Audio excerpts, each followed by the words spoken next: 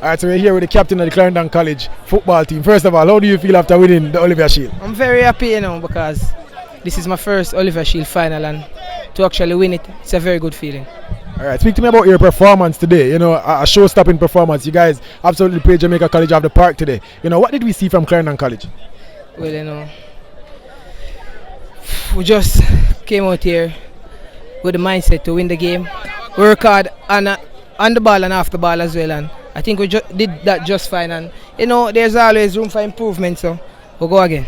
Alright, I know this game has a special meaning. I asked it to Devante a while ago. Your coach passed, a couple weeks. Your manager passed a couple weeks ago, and I want to know what type of relationship did he have with you guys and with you personally and with the players. Speak about him for a second. To be honest, he's one of us. He's like one of the boys. He will come right here now and actually joke with us. He's one of those type of person. So it did shake us up a bit, and this one is definitely for him.